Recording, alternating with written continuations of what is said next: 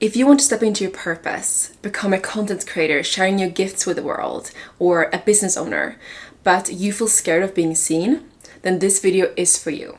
I got woken up literally at 4 a.m. This morning, and I just had to share this message. It was like a download or something.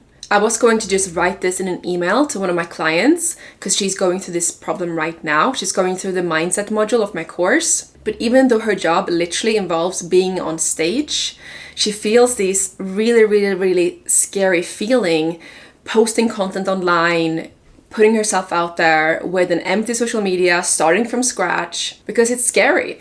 Friends or family might see your content. And most people are stuck in the 9-to-5 grind, so they might be jealous and even judge you. So instead of sending it in an email to her, I decided to share it here because this fear is collective, especially when it comes to spiritual seekers, people ready to step into their purpose. By the end of this video, hopefully I have shifted your mind so you feel comfortable being on camera, sharing your message with the world, even if you're starting from scratch with no audience. And the reason why you should listen to me is because I've been a full-time content creator for, like 6 years now maybe. But if you were to talk to the people in my high school, they would be so shocked if they saw that this is my job right now. Because I've always been this nerdy, shy, introverted, awkward kid. I postponed for years becoming a content creator because I just didn't feel worthy. I didn't feel like I had enough to say. I wasn't expert enough is what I felt. But there were a few mindset shifts that happened along the journey. And now I'm no longer scared to post. In fact, I love it.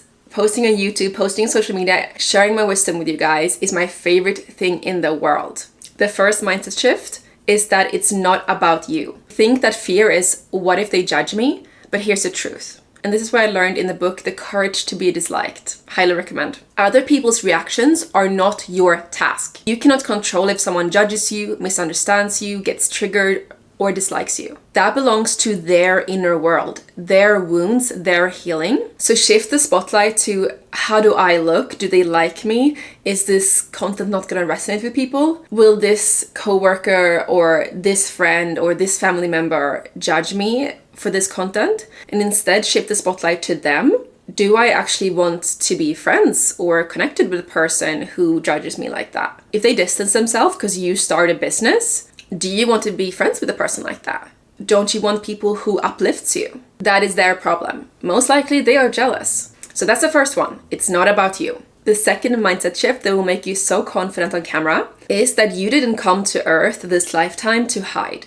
You are literally one of God's children. You came here to express, experience, create, speak, and embody. I love this quote by Marianne Williamson. Our deepest fear is not that we are inadequate. Our deepest fear is that we are powerful beyond measure. It's our light and not our darkness that most frightens us. We ask ourselves, who am I to be brilliant, gorgeous, talented, and fabulous? Actually, who are you not to be? You are a child of God. Your playing small doesn't serve the world. There's nothing enlightened about shrinking so that other people won't feel insecure around you. We were born to make manifest the glory of God that's within us. It's not just in some of us, it's in everyone. And as we let our own light shine, we unconsciously give other people permission to do the same. As we are liberated from our own fear, our presence automatically liberates others. One reason that I love this quote is because I think not many people think about that when you're being vulnerable, putting yourself out there, you permit others to do the same. And this is what has happened to many of my friends. They've seen me share my light on social media and YouTube, and now they feel inspired to do the same. The third mindset shift that you need to know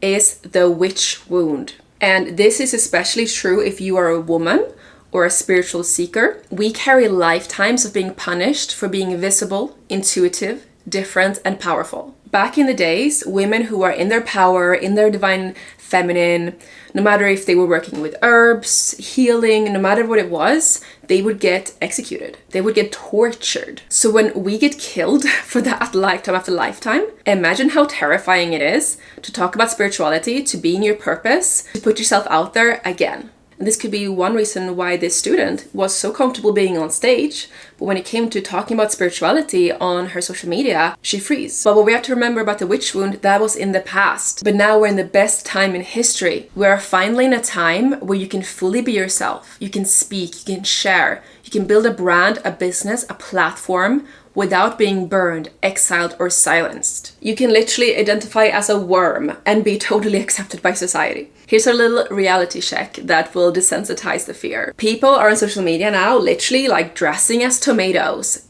barking at the camera, doing the weirdest dances, turning their whole lives into exposure therapy, hitting on strangers, having weird haircuts to see how people will react. The internet has seen everything. So you talking about spirituality, healing, or whatever is your purpose, that is honestly very professional compared to what's out there. We've been desensitized. What used to be embarrassing is no longer. So now that you know the mindset shifts, what action steps can you actually take to let go of this fear of being seen? And one thing I talk about so much on this channel is messy action. And this applies here too. Confidence doesn't come before action, it comes from action.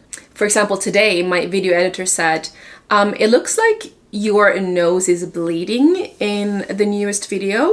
Do you still want to post that, or do you want to refilm it? And if this was back in the days when I first started on YouTube, I would absolutely delete this video. But what I've realized is people care much less than you think. We think we are the main character of our life, but so does everybody. Everybody thinks that they are the main character. So we might see a video and be like, oh, didn't know that she does YouTube now. All right. And even if they judge you, it's probably just for 1 second, like, oh, didn't know she did that. All right, unexpected.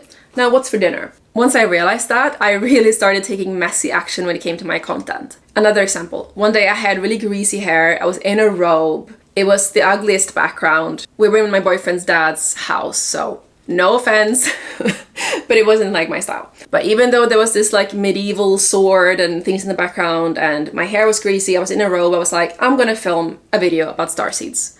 And that video did really well. And nobody commented on the background or my hair being greasy or me being in a bathrobe. People loved the content. A girl I know, last time I talked to her, I asked, have you posted your first podcast episode yet? Because I know she wanted to start a podcast. And she said, yeah, so I've filmed like 4, but I deleted them all. So she keeps scheduling and then deleting because it's not perfect enough. There's always something wrong. But you need to let your nervous system learn that I can be seen and I survive. Challenge that witch wound by posting messy. So the new metric of success should be, did I post? Yes. Not how many views did it get, not how many likes, not how many comments. And it's these people who post despite videos not being perfect. They are the ones who go on to be successful, abundant content creators. That's how self-trust is built. That's how visibility trauma dissolves. You could even start gratitude journaling at the end of the day. And every time you filmed a video or posted, pat yourself on the back and write down, I posted today. Write in the comments to affirm, it's safe for me to be seen. Another big block that I notice for people that can stop them from creating content is that they don't feel completely sure what their niche is, what their purpose is. And for this, I really recommend talking to somebody else to get an outsider's perspective. It could be a friend, a coach. For example, we offer free business clarity calls, link in the description if you want to boil your ideas